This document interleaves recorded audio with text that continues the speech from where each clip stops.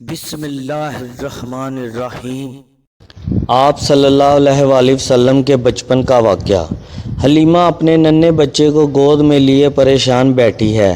بچہ مسلسل روئے جا رہا ہے۔ حلیمہ ہر طرح سے اپنے بچے کو بہلا رہی تھی مگر وہ چپ نہیں ہو رہا ہے۔ ایسا معلوم ہو رہا ہے کہ بچے کو کوئی تکلیف ہے۔ قریب ہی حلیمہ کا شوہر حارث بھی پریشان نظر آ رہا ہے۔ حلیمہ ایک نیک اور رحم دل عورت تھی۔ اس کا شوہر بھی ایک محنتی اور ایماندار شخص تھا۔ یہ لوگ ایک چھوٹے سے خوبصورت گاؤں میں رہتے تھے مگر بہت غریب تھے۔ محنت مزدوری کر کے جو کچھ حاصل ہوتا صبر شکر کر کے گزارا کر لیتے۔ کچھ عرصہ بارش نہ ہونے کی وجہ سے درخت اور پودے سوکھ گئے تھے۔ جانور بھی پانی سے محروم تھے۔ ایسے میں نہ انہیں خود کھانے کو مل رہا تھا نہ ہی ان کے جانوروں کو۔ اس وقت بھی حلیمہ اور ان کے شوہر کے پریشان ہونے کی وجہ یہی تھی کہ ننھا عبداللہ بھوک کی وجہ سے مسلسل روئے جا رہا تھا۔ گھر میں جو اونٹنی تھی بھوکی ہونے کی وجہ سے اس سے بھی ایک بوند دودھ حاصل نہیں ہو سکتا تھا۔ حارث کو پریشان دیکھ کر حلیمہ نے کہا، فکر نہ کرو، صبح ہم لوگ شہر جائیں گے اور کچھ نہ کچھ بندوبست ہو ہی جائے گا۔ وہاں کی روایت کے مطابق دراصل گاؤں کی خواتین شہر جاتی اور ایک ایک بچے کو گود لے لیتی اور اسے اپنے ساتھ گاؤں لے آتی تھی تاکہ گاؤں کی خالص غذا اور تازہ آب و ہوا میں پرورش کے ساتھ بچہ اپنی زبان پر بھی مہارت حاصل کر لے۔ اگلی صبح حلیمہ نے سفر کے لیے اپنا سامان باندھا اور ننھے عبداللہ کو گود میں لے کر اپنی سرمئی رنگ کی گدی پر سوار ہو گئی۔ 10 خواتین اور مردوں پر مشتمل یہ قافلہ شہر کی طرف روانہ ہوا۔ حلیمہ کی گدی بھوکی ہونے کی وجہ سے لاغر ہو گئی تھی اور اتنا آہستہ چل رہی تھی کہ قافلے والے کافی آگے نکل جاتے اور رک کر حلیمہ کے آنے کا انتظار کرتے۔ حلیمہ اور حارث بہت خاموشی سے سفر کر رہے تھے۔ اسی طرح اس سفر کرتے ہوئے وہ لوگ شہر پہنچ گئے اور ہر کسی کی خواہش تھی کہ وہ کسی بڑے گھرانے کے بچے کو گود لے، مگر ہوا یوں کہ پہلے پہنچ جانے کی وجہ سے ساتھی عورتوں نے اپنے مطلب کے گھر تلاش کر لیے۔ حلیمہ کے پہنچتے پہنچتے صرف ایک بچہ رہ گیا تھا۔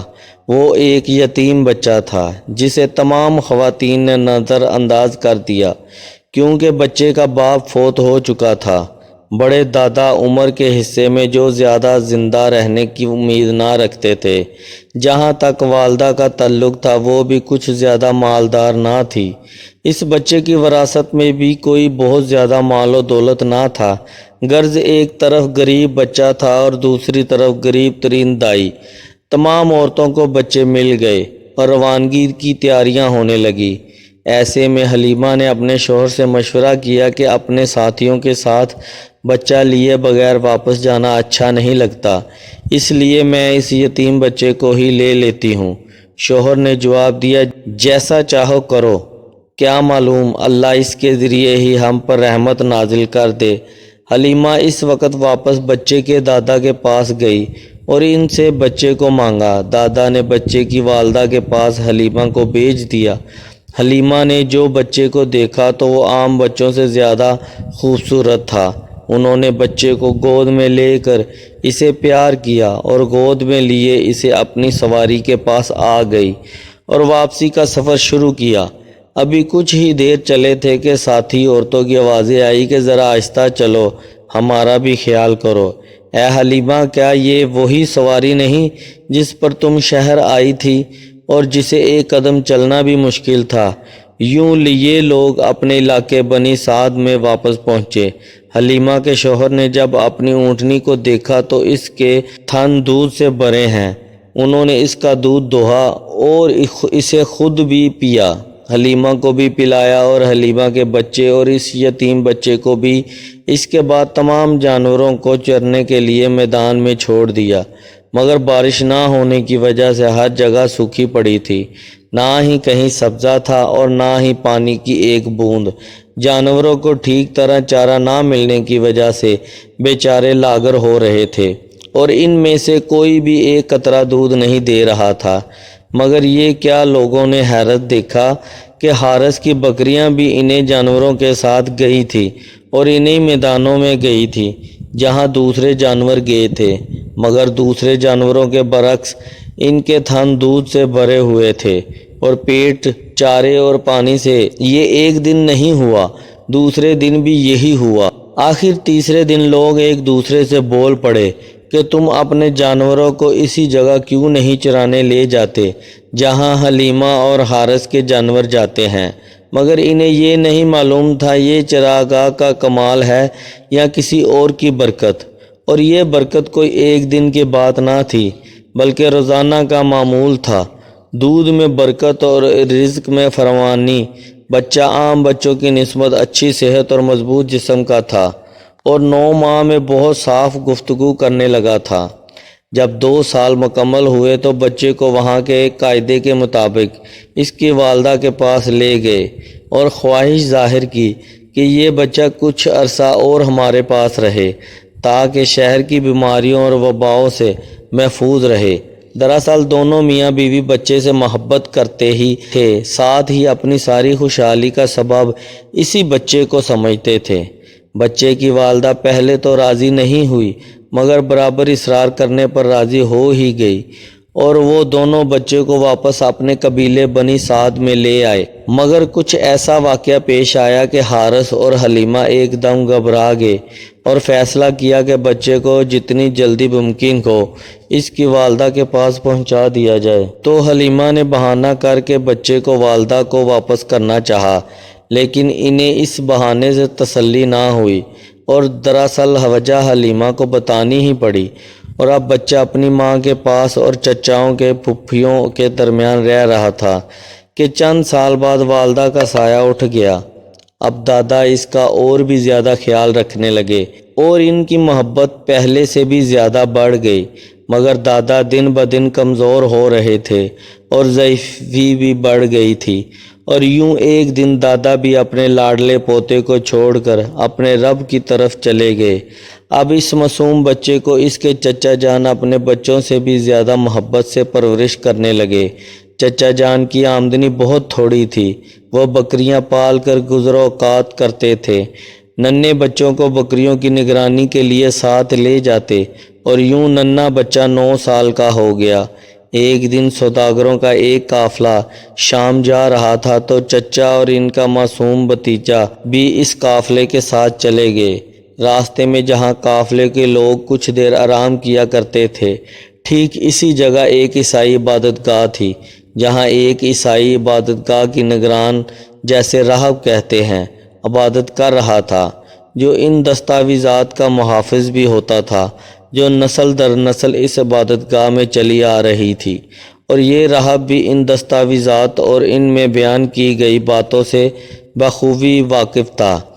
اب جو یہ قافلہ جس میں یہ دونوں چچا بھتیجا تھے عبادت گاہ سے ذرا فاصلے پر آ کر ٹھہرا تو راہب نے قافلے پر ایک نظر ڈالی اور ایک دم ہی چونک پڑا، کیونکہ جب وہ دور قافلے کو آتا دیکھ رہا تھا تو اسے بادل کا ایک چھوٹا سا ٹکڑا اس قافلے کے اوپر سایہ کیا ہوا نظر آیا تھا، مگر اس نے محض ایک اتفاق سمجھا۔ مگر اب جب کہ قافلہ بالکل رک چکا تھا اور مختلف درختوں کے سائے میں اس قافلے کے لوگ آرام کر رہے تھے، تو ایسے ہی ایک درخت کے اوپر یہ بادل کا ٹکڑا بھی ٹھہر گیا تھا، اور یہ دیکھ کر راہب جو پہلے بڑی دلچسپی کو قافلے کو آتا دیکھ رہا تھا اب ایک دم ہی چونک گیا، اور پھر اس عیسائی راہب کے تجسس نے مزید زور پکڑا کہ یہ اس کے ذہن میں ایک تجویز بھی دے گیا۔ راہب نے اس قافلے کو کھانے کی دعوت دی اور کہلوایا کہ میری خواہش ہے کہ تم میں سے ہر ایک جوان بوڑھا غلام یا آزاد میرے یہاں کھانے کے لیے آئے۔ سب قافلے والے دعوت میں شرکت کے لیے عیسائی راہب کے یہاں پہنچے۔ جیسے جیسے لوگ عبادت گاہ کے اندر داخل ہو رہے تھے، عیسائی راہب ہر ایک چہرے کو غور سے دیکھتا، لیکن جو بات وہ ان لوگوں میں تلاش کر رہا تھا وہ اسے نہیں مل رہی تھی۔ غالباً تمام لوگ نہیں آئے۔ راہب کو خیال آیا کہ میں نے کہا تھا کہ کسی کو چھوڑ کر مت آنا۔ راہب نے قافلے والوں سے کہا کہ ایسا کوئی بھی نہیں ہے جسے ہم نے پیچھے چھوڑا ہو، سوائے ایک لڑکے کے جو ہم میں سب سے چھوٹا ہے۔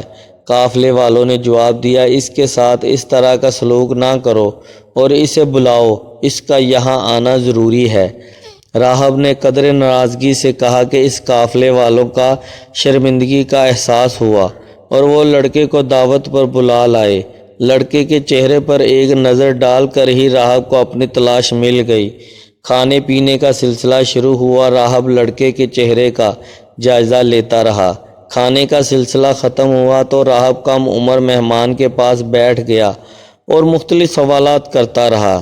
نو عمر لڑکا بڑے مناسب اور صاف گوئی سے جوابات دیتا رہا اور کسی قسم کی جھجک محسوس نہ کی۔ اس نے اس کی ابا کاندھے سے اٹھا کر پیٹ دیکھنے کی خواہش کی۔ اس بچے کی باتوں سے یقین آ گیا تھا مگر مطمئن ہونا چاہتا تھا۔ بچے کی پیٹھ پر نشان دیکھنے کے بعد راہب نے اس کے چچا سے سوال کیا، بچے سے تمہارا کیا رشتہ ہے؟ چچا نے، جو کہ اپنی اولاد سے بڑھ کر اس کی پرورش کی تھی، اس لیے جواب دیا کہ یہ میرا بیٹا ہے، یہ تمہارا بیٹا نہیں ہے۔ راہب نے پورے یقین سے کہا، یہ ممکن ہی نہیں کہ اس کا باپ زندہ ہو، یہ میرے بھائی کا بیٹا ہے۔ چچا نے جواب دیا، پھر اس کا باپ کہاں گیا؟ راہب نے ایک اور سوال چچا سے کیا۔ انتقال فرما گئے تھے جب اس کی پیدائش نہیں ہوئی تھی۔ یہ بالکل سچ ہے۔ راہب نے فوراً تصدیق کی۔ اپنے بھائی کے بیٹے کو فوراً اب ملک لے جاؤ اور یہودیوں سے بچا کر رکھو۔ میں اللہ کی قسم کھا کر کہتا ہوں کہ اگر وہ اسے دیکھ لیں اور جو کچھ میرے علم میں ہے وہ بھی جان جائیں گے تو اس کو نقصان پہنچ سکتا ہے۔ تمہارے بھائی کے اس بیٹے کے لیے قدرت نے اپنے خزانے میں بڑی عظمتیں سنبھال کر رکھی ہوئی ہیں۔